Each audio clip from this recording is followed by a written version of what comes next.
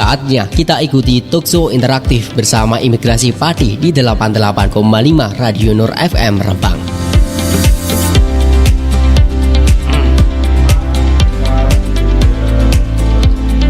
Delapan 88,5 Radio Nur FM Smart and Religious Station. Assalamualaikum warahmatullahi wabarakatuh. Waalaikumsalam warahmatullahi wabarakatuh. Selamat pagi semuanya kerabat FM. Dan untuk pagi hari ini ada saya Yuta Yukita dan Bapak Ya, dengan Bapak Aziz Anuarta juga Iya. tentunya di di acara spesial banget nih, talk show interaktif bersama dengan Imigrasi Pati. Dan pagi hari ini kita ada dua narasumber, yaitu ada Bapak Raden Susetio. Bisa disapa kerabat FM, Pak? Halo rekan-rekan Kerabat Nur FM. Selamat pagi.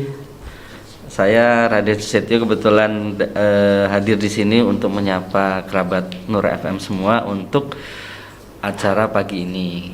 Ngopi. Ngobrol pintar imigrasi. Wah, mantap, udah ada acaranya sendiri.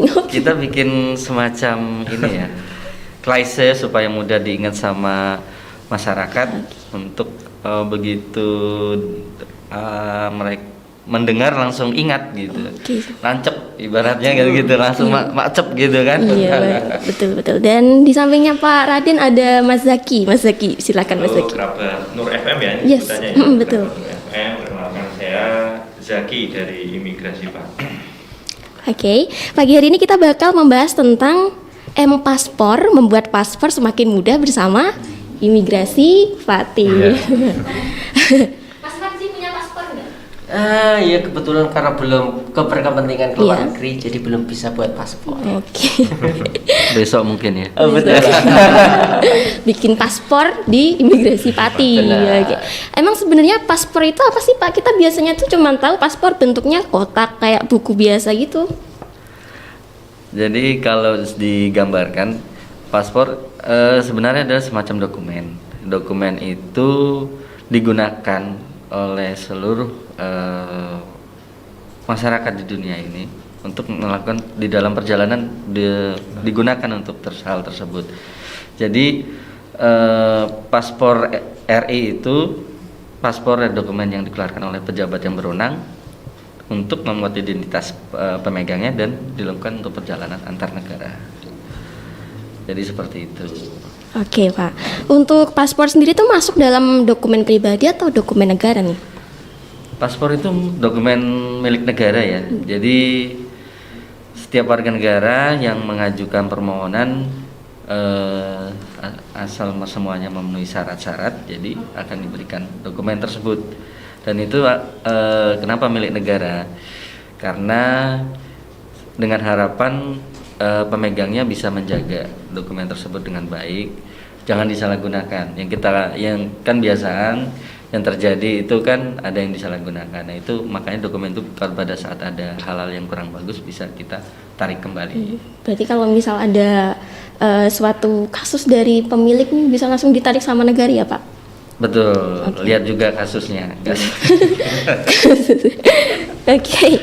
Untuk jenis-jenis paspor nih. Kalau saya salah dibenerin ya, Pak. Itu biasanya ada yang warnanya hijau, warnanya biru, warnanya merah. Itu bisa dijelasin nggak sih, Pak?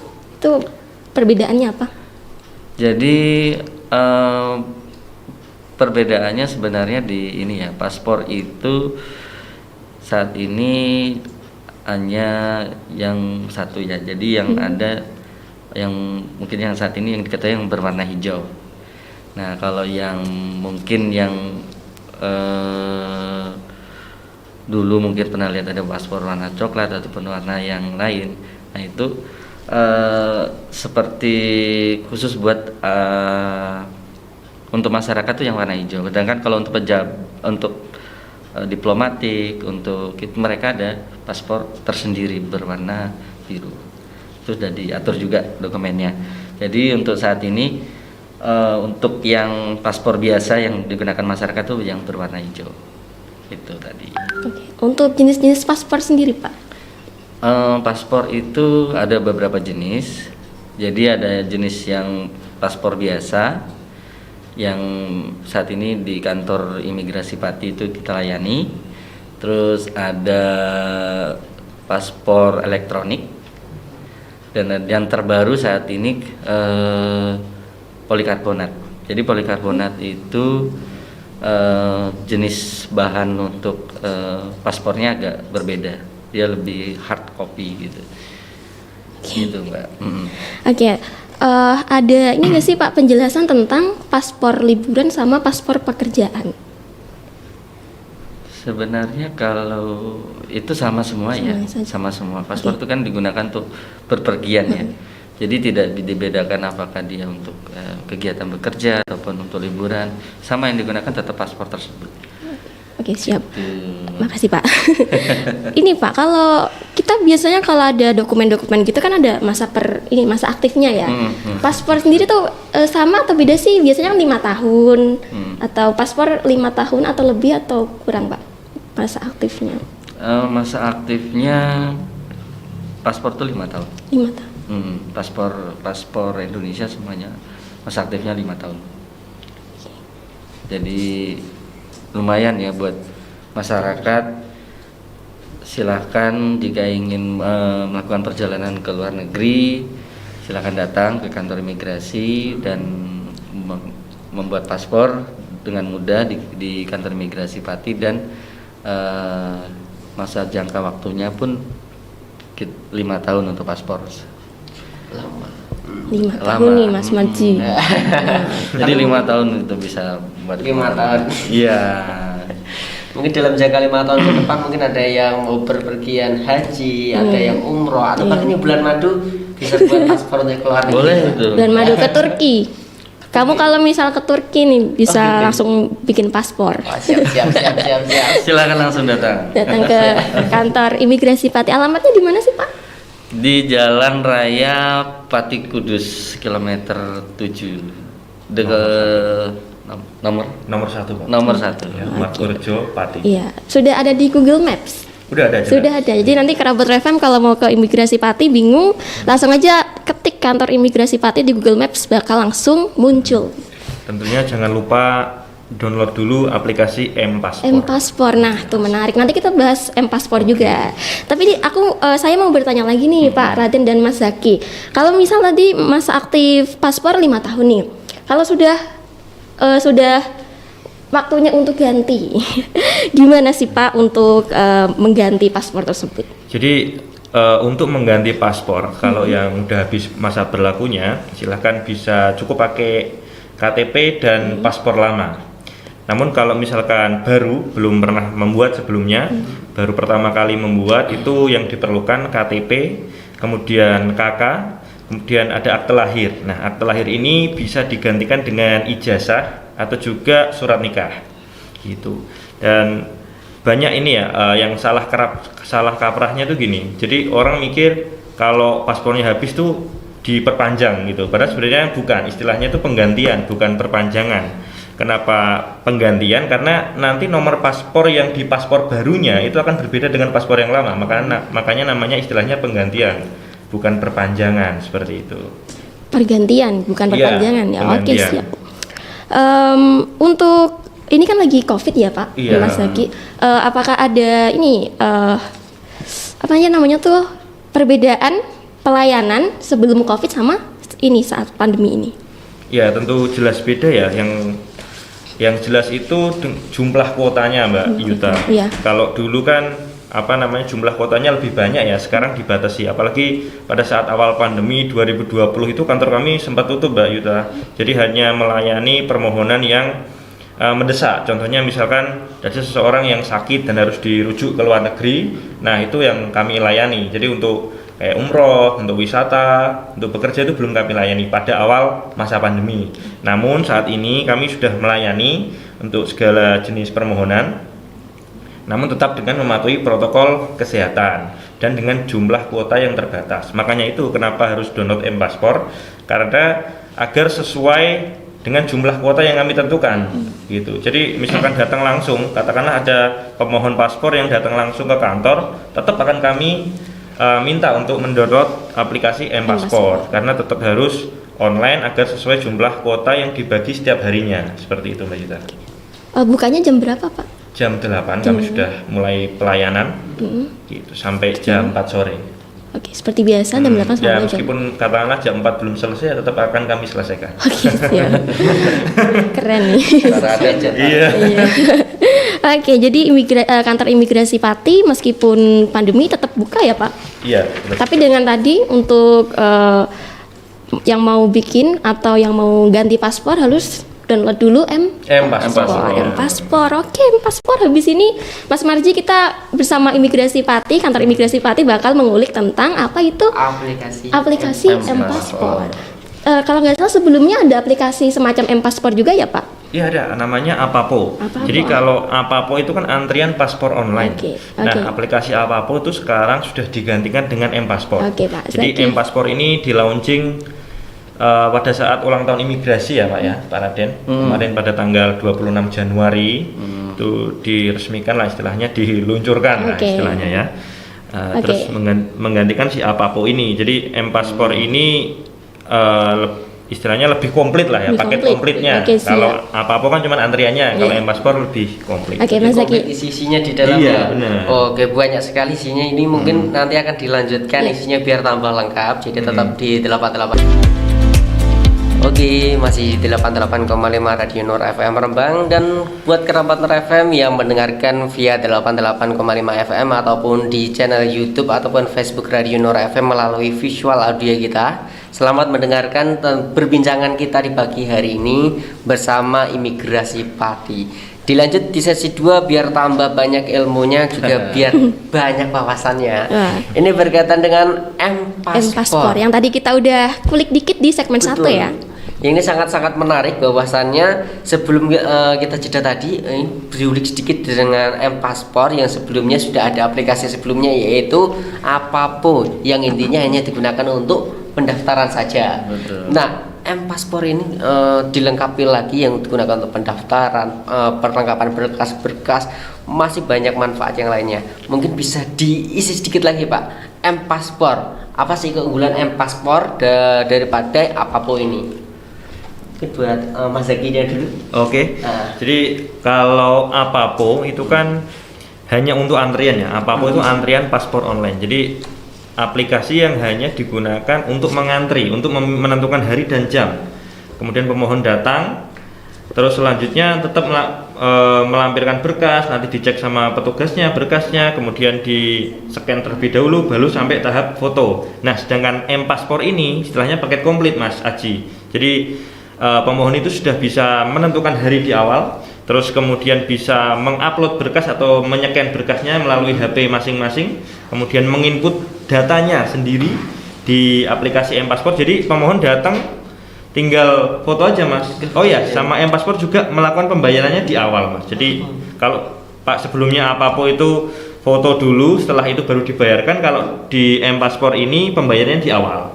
Gitu. Ini pembayaran apa ini Mas? Pembayaran PNBP. Jadi PNBP pendapatan negara bukan pajak. Iya. Bukan pajak. Itu pembayarannya di awal. Kalau boleh tahu nih Mas, apa itu yang dijelaskan dengan BNPB? Mungkin PNBP ya, PNBP. Jadi ya PNBP pendapatan negara bukan pajak ya. Jadi pada aplikasi M-Paspor ini pembayarannya di awal.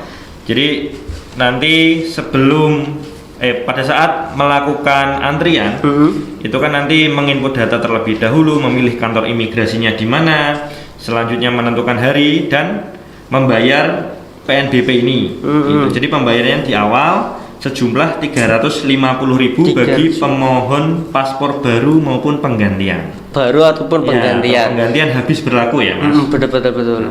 Tapi ini bukan pungutan ya kerabat neraka. Biasanya, oh saya diminta bayar ini mungkin pungutan. Nah takutnya kan resmi dari pemerintah. Oh iya baik.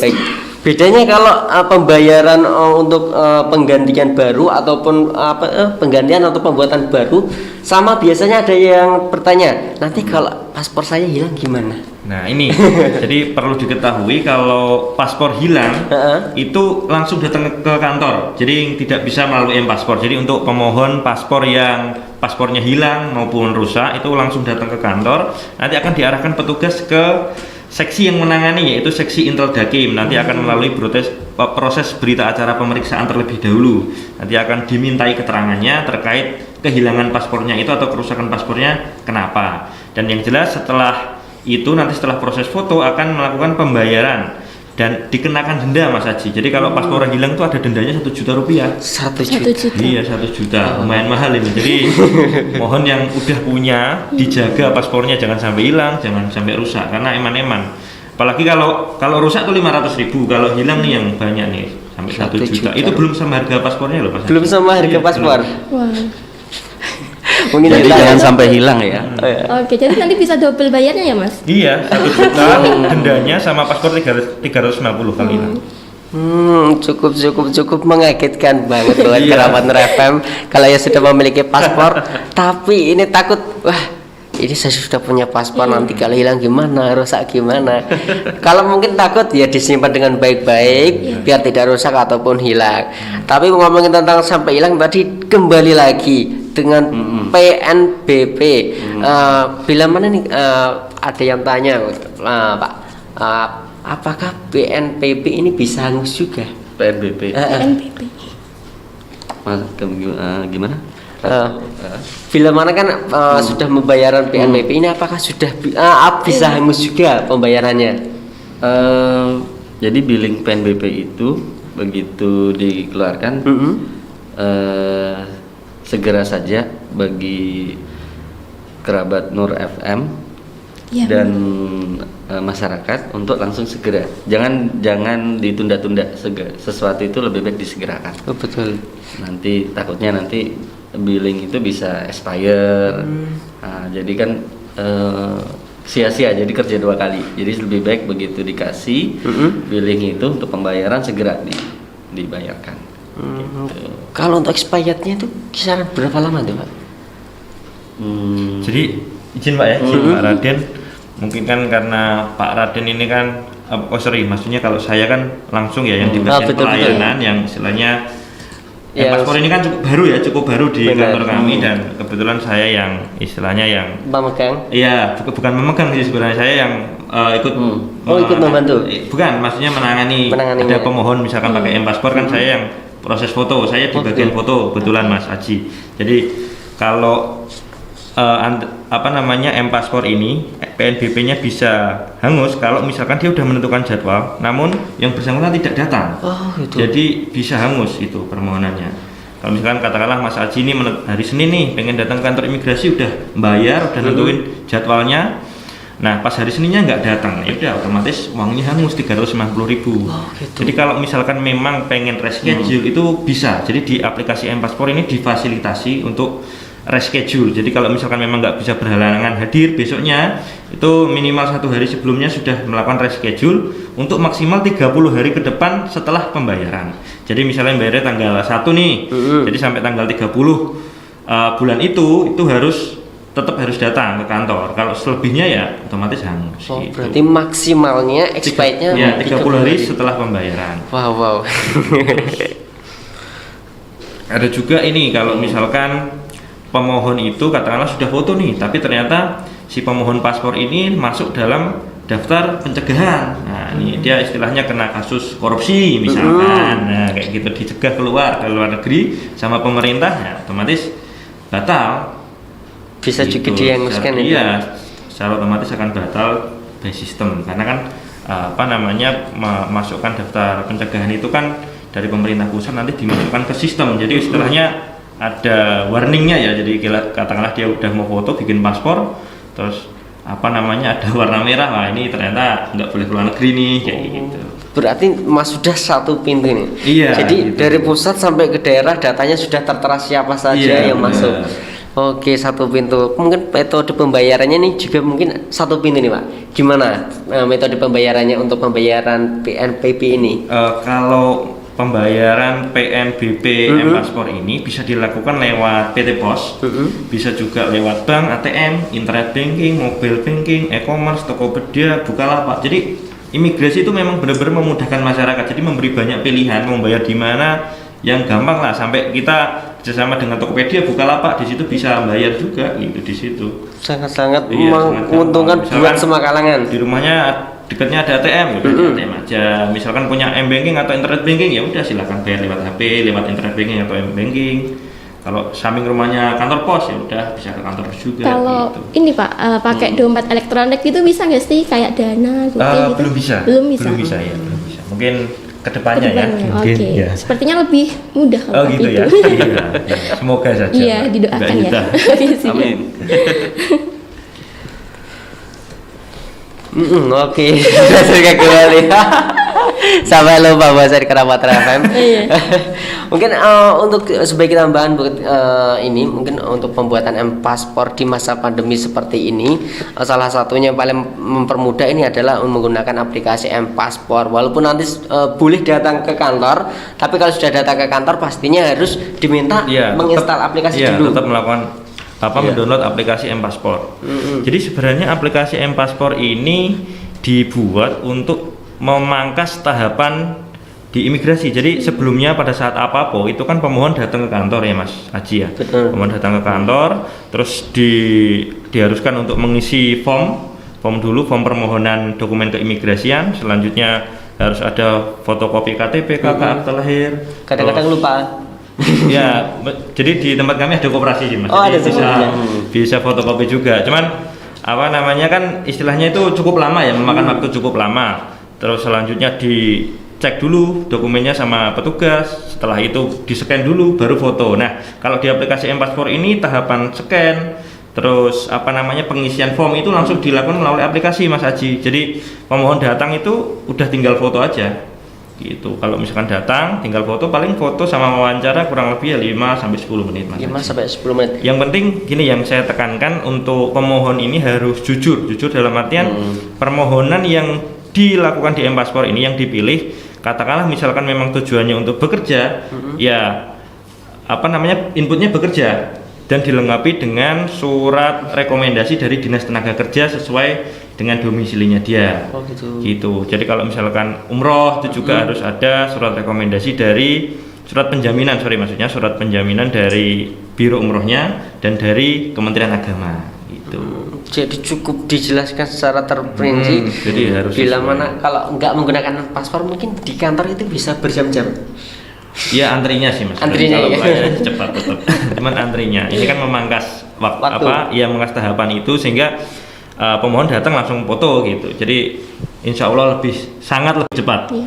Ya. Sangat lebih Iya. cepat. Mungkin sangat lebih cepat juga. Karena di tahun 2022 ini kan rencananya kemarin pemerintah melalui Kemenak kan haji ini bisa dilaksanakan. Nah, salah satunya nanti akan kita bahas di sesi selanjutnya ini berkaitan dengan paspor haji dan umroh. Haji dan umroh. Jadi tetap di 88,5 Radio Nora FM Rembang.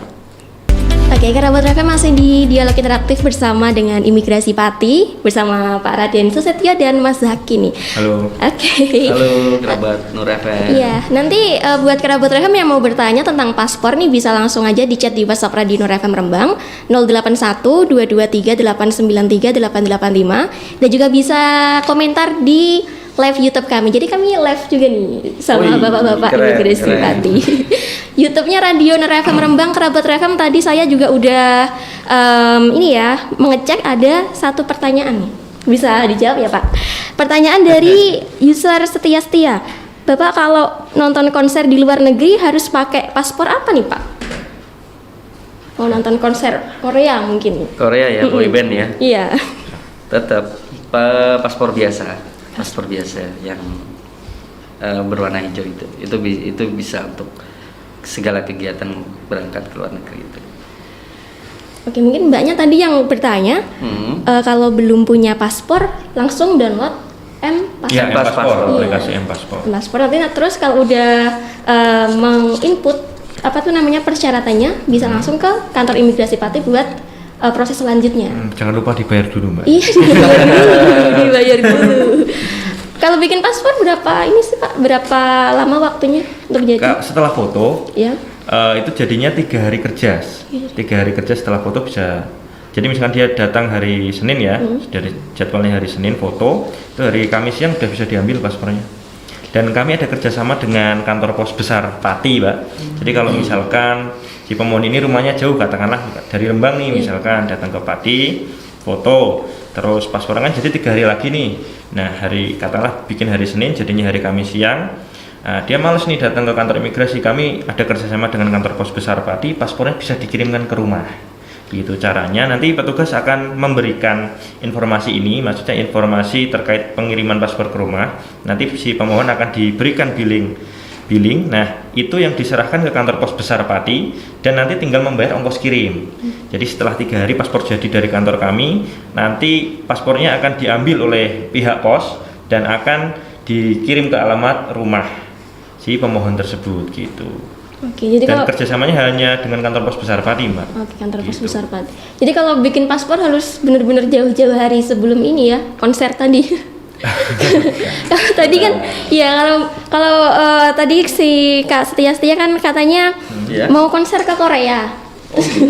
Misalnya gitu Pak. Boleh, Biasanya kan boleh. konsernya kalau nggak Korea ke Thailand gitu kan. Iya. Nah terus kalau misalnya ada keluarga yang mau ini mengurus paspor untuk haji dan umroh nih Pak, apakah masih ada pelayanan paspor bagi calon jemaah haji umroh di imigrasi Pati? Silakan Pak tadi mungkin. Pengurusan haji dan umroh masih kita tetap melayani masyarakat yang hendak membuat membuat paspor, baik itu untuk peruntukannya untuk bekerja, untuk kegiatan haji dan umroh, kita selalu siap untuk melayani.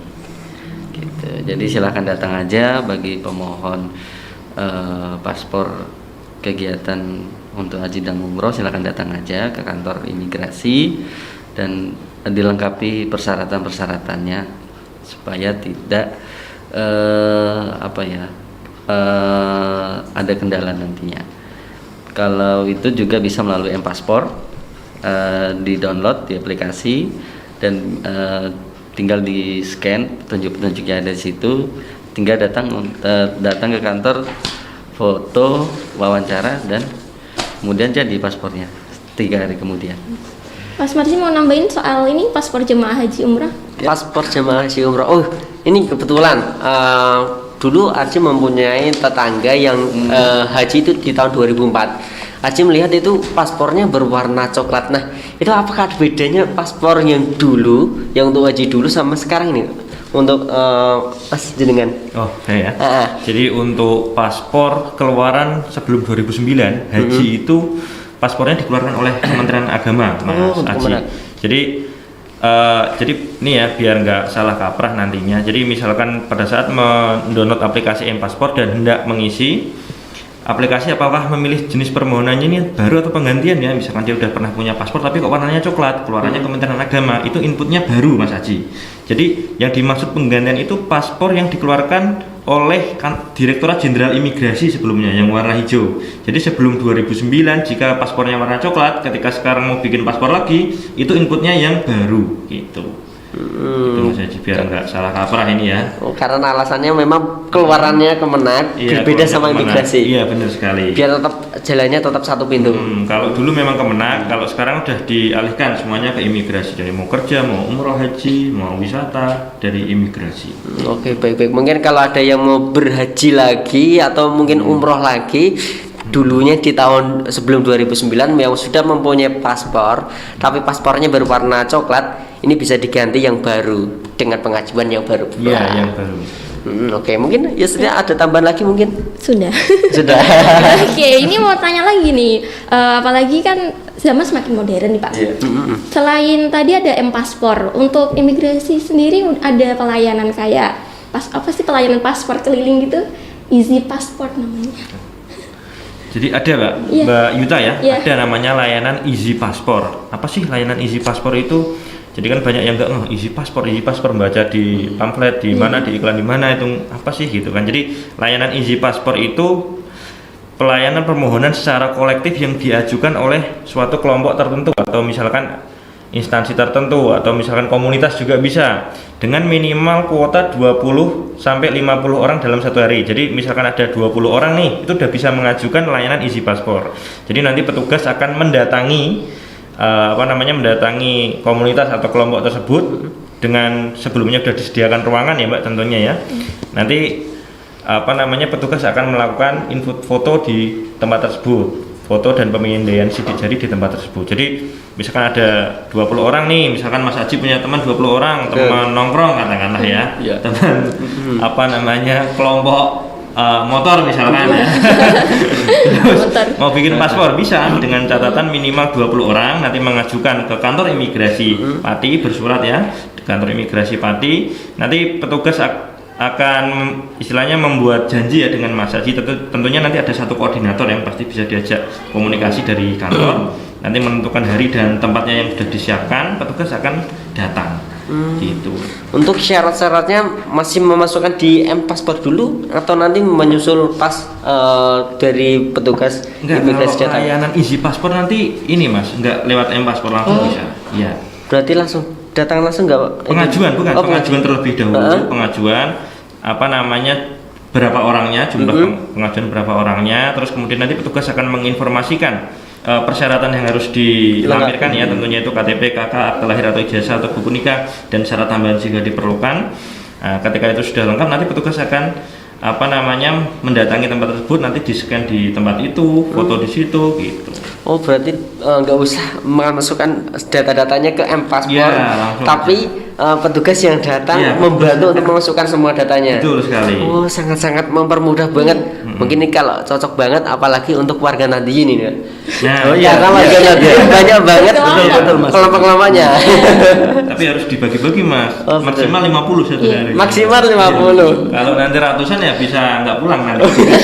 Karena ratusan berarti bisa di hari Iya, besoknya gitu ya Mas. dibagi-bagi gitu. Berarti sama seperti namanya yaitu easy passport. Jadi lebih ya mudah. lebih Iya, mudah. mudah. Iya, Itu betul mudah. sekali, lebih mudah. Ini tadi kan berkelompok ya, 20 sampai 50. 20 sampai 50. Iya, 50 orang. Terus nanti cara ngambilnya bisa perwakilan atau gimana Pak? Ngambil pasportnya? Iya, bisa perwakilan. Perwakilan, Iya, bisa langsung. perwakilan atau dikirim lewat pos juga bisa. Oh, oke. Seperti tadi yang saya jelasin. Kalau dikirim lewat pos jangan lupa bayar ongkirnya. Iya, bayar ongkos kirim. Di ongkos kirim ditanggung oleh Iya, kita, pemohon. bukan dari imigrasi Pati ya kerabat Imigrasinya Rever. bangkrut nanti. Mbak. Oke, kerabat Rever, seperti tadi penjelasan tentang haji dan paspor haji dan umroh, terus juga ada layanan yang namanya Easy Easy Passport. Passport. Jadi kalau penasaran gimana sih rasanya dilayani oleh kantor imigrasi Pati dengan Easy Passport, bisa langsung aja dicoba. Yang penting tadi adalah minimal 20 orang, 20 orang maksimal 50 orang dalam sehari. Iya, dalam satu sehari. dalam satu hari. Coba Mas Marji nanti komunitasnya bisa dikasih tahu. Iya dong. Kayaknya cocok banget, apalagi mungkin kerabat Nur FM ini karena pas pandemi seperti ini mau pergi kemana-mana sama kelompoknya itu takut. Pengennya itu tetap stay dan aman. Nah, salah satunya mungkin dari imigrasi ini memberikan pelayanan Easy Paspor untuk mempermudah kelompok-kelompok masyarakat membuat paspor. Walaupun ini belum boleh perjalanan ke luar negeri jauh-jauh, tapi setidaknya kita sudah mempunyai paspor dulu. Iya. Bapak mau bertanya, kalau biasanya tuh petugas yang dikirim berapa sih diisi paspor tuh? 3 sampai 4 orang. 3 sampai 4 Iya, orang. 3 sampai 4 orang. Tergantung lihat jumlah pemohonnya ya, Mbak ya. Gitu. Oke. Memang maksimalnya 4 orang. Iya, karena kan itu kan dibatasi tadi Oh, kan. gitu. Iya, Tadi dibatasi kan, jumlah. Soalnya kalau misalkan terlalu banyak Mas, terlalu banyak petugasnya datang ke situ semua, di kantornya nggak ada orang. Benar. Menyesuaikan tenaganya juga. Nanti kecelek kalau semuanya ikut diisi paspor. Betul. Nah, biar nggak kecelek, masih ada satu sesi lagi. Tentunya kerabat Rafe bisa bertanya berkaitan dengan paspor di perbincangan kita di bersama Imigrasi Pati, tentunya tetap di 88,5 Radio Nur FM Rembang. Tamu kita dari Imigrasi Pati, tentunya sebelum kita bertanya lebih lanjut, ini ada satu pertanyaan ya, Yuda? Iya, ini pertanyaan dari Aska di Trangkil Pati nih Pak, lagi live streaming nih. Bapak, apa perbedaan visa dan paspor? Nah, ini biasanya ada yang bertanya seperti ini. Oh, saya pakai visa biar gaya katanya gitu. Kalau paspor itu untuk pekerja, visa itu untuk orang kaya katanya gitu. Ini bedanya nih apa, Pak? Jadi gini, supaya lebih mudah ya. Jadi kalau paspor kan dokumen tadi untuk melakukan perjalanan. Nah, visanya itu untuk izin masuk negara tersebut. Oh, gitu. Jadi misalkan ada beberapa negara yang mensyaratkan untuk penggunaan visa untuk masuk negara tersebut. Seperti misalkan ibadah haji dan umroh itu perlu visa yang dikeluarkan oleh pemerintah negara tersebut, Arab Saudi. Kalau ibadah haji dan umroh di Arab Saudi. Begitu juga kalau mau ke negara-negara Eropa, kayak mau ke Turki. Nah, setelah punya paspor, nanti ngajukan ke kedutaan Turki untuk dapat visa untuk masuk ke negara Turki. Itu contohnya seperti itu. Seperti tadi yang mau ke Korea misalkan nonton boyband, nah, setelah punya paspor dia ngajukan ke kedutaan Korea untuk mendapat visa untuk bisa masuk ke negara Korea tersebut. Oh gitu, jadi sangat mempermudah kita membedakannya. Kalau paspor itu sebagai kunci yang kita bawa dari Iya, sini. betul. Nah, untuk kunci yang dari sana kita harus meminta kunci kepada negara yang bersangkutan. Oke, baik. Mempermudah kita untuk pemahamannya. Jadi nanti kalau ada, kalau saya perginya pakai visa biar gaya gitu katanya. Betul, paspor dan visanya tersebut. Baik. Ini salah satu yang memberikan perbedaan bagi kita, bahwasannya perbedaan tersebut hal yang lumrah, karena mungkin ada visa seperti ini karena ketidaktahuan kita, tapi setidaknya di bagian ini sudah tambah pengertiannya. Ternyata visa seperti ini, paspor seperti ini. Nah, seperti ini pula ada pelayanan yang dikenal juga dari imigrasi Pati, yaitu pelayanan ramah HAM. Nah, ini Archie baru mendengar nama pelayanan ramah HAM. Mungkin bisa dijelaskan, Mas, pelayanan ramah HAM ini pelayanan apa ini? Jadi gini Mas Aji ya, pelayanan ramah HAM itu pelayanan untuk penyandang disabilitas, orang tua lansia ya, maksudnya lansia, terus anak kecil dan ibu hamil juga. Jadi nanti mereka ini akan mendapatkan layanan prioritas. Jadi katakanlah dia datang itu langsung nomor 1, meskipun di situ antriannya 10 orang, dia tetap nomor 1 karena dia masuk layanan ramah HAM itu, layanan prioritas itu. Dan untuk penyandang disabilitas itu kami juga memfasilitasi, ada kursi roda di kantor kami, ada kruk ya namanya ya, buat jalan itu kruk, terus guiding block bagi tunanetra itu ada juga. Terus buku panduan persyaratan paspor itu dalam bentuk huruf braille. Benar. Jadi jadi penyandang tunanetra nanti tetap bisa mengetahui tanpa dikasih tahu orang. Katakanlah dia pengen mandiri, pengen tahu ini syaratnya apa sih gitu. Jadi kami menyediakan buku panduan membuat paspor dalam bentuk huruf braille. Jadi nanti yang penyandang tunanetra bisa bisa mengetahui ya secara mandiri.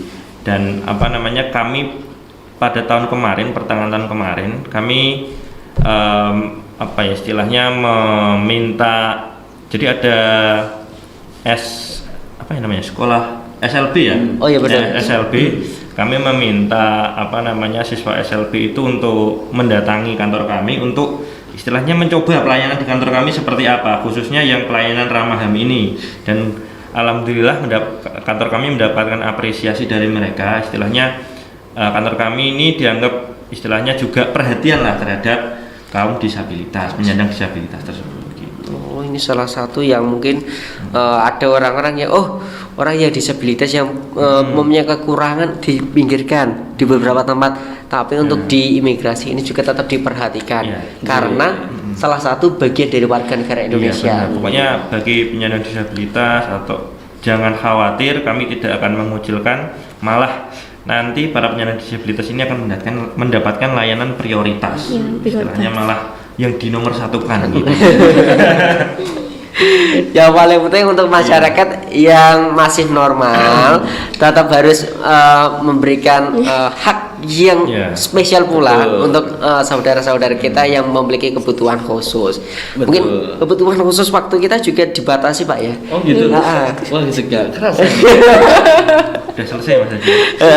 Tapi sebelum menyelesaikan dialog kita di pagi hari ini, mungkin sebagai penutupnya nih Pak, mungkin ada beberapa tambahan dari jenengan kali ini. Mungkin ada tambahan, mungkin untuk warga Rembang sekitarnya, mungkin yang mau membuat paspor ini harus seperti apa, mungkin harus menjaga kesehatan pula atau seperti apa yang sebelum datang ke kantor imigrasi Pati. Mungkin dari jenengan Mas. Oke, kalau saya mau menambahkan gini aja sih Mas, mungkin di luar yang Mas Aji sebutkan tadi ya. Jadi untuk untuk aplikasi M-Paspor ini banyak yang jangan sampai salah input lah. Kemarin itu ada kejadian si pemohon paspor ini dia pernah punya paspor sebelumnya, cuman dia menginputnya baru. Jadi secara otomatis nanti uangnya akan hangus, Mas. Itu akan ketolak secara sistem gitu. Jadi eman-eman. Jadi untuk aplikasi M-Paspor ini nanti dibaca benar-benar ketentuannya dan tahapannya, dibaca benar-benar, jangan sampai salah pilih jenis permohonan baru atau penggantian itu. Terus tujuannya juga, karena tujuan ini juga terkait nanti keputusan paspornya jadi apa enggak. Jadi misalkan memang dia hendak bekerja, ya dilampirkan surat rekomendasi dari Dinas Tenaga Kerja. Misalkan mau umroh, ya harus ada surat rekomendasi dari Biro Travelnya dan dari Kemenang, seperti itu. Gitu. Mungkin yang paling penting nanti kalau untuk yang bapak ibunya atau kakek neneknya yang akan dibuatkan paspor bisa didampingi karena tulisannya mungkin kecil-kecil ya. Iya betul. Mungkin dari jenengan Pak. Bagi kerabat Nur FM, silakan datang ke kantor imigrasi jika ingin dalam hal kebutuhan untuk bikin paspor. Kita akan memberikan pelayanan yang sangat baik kepada masyarakat, dan segala informasi bisa juga diikuti melalui media sosial. Jadi kita ada di Instagram Kanimpati, Twitter, Facebook, dan juga di website ya, YouTube juga ada. Ya, jadi silahkan follow kami, terus juga bisa ada perihal apapun bisa juga dikontak di nomor telepon 0295386278. Itu nomor telepon yang ada di Google. Jadi begitu search di situ itu bisa langsung dikomunikasikan segala perihal mengenai keimigrasian, bisa langsung dikontak. Petugas akan menerima setiap hal dari masyarakat. Gitu aja. Mungkin biar masyarakat bisa berinteraksi langsung dengan kita. Benar. Wah, ini bener-bener ini ya, penjelasannya keren, mudah, dan sama seperti tema kita di pagi hari ini yaitu M-Paspor, membuat paspor semakin mudah bersama dengan imigrasi Pati. Oke, ini sepertinya waktunya udah habis nih Pak. Waduh, nggak Mau kerasa lanjut sekali. atau sudah? Yang pasti kita sangat berterima kasih sekali kepada kerabat Nur FM dan berikan waktunya, menekan waktu untuk bisa berinteraksi dengan kerabat Nur FM dan masyarakat di Rembang. Oke. Terima kasih loh dari Ya, Sama-sama, Mas Pak. Aji dan Mbak Yuta Iya. ya. Terima kasih juga. Oke, tadi bisa dikepoin juga di media sosialnya Imigrasi Pati. Terus kalau ada pertanyaan bisa dikontak tadi nomor yang udah disebutkan sama Pak Raden Susetya. Oke, terima kasih buat kerabat FM. Saya Yuta, kita pamit undur diri. Dan saya Arjuna Nawarta. Terima kasih kebersamaannya. Sehat-sehat selalu, jaga protokol kesehatannya. Kita pamit dari acara pagi hari ini. Wassalamualaikum warahmatullahi wabarakatuh. Wassalamualaikum warahmatullahi wabarakatuh.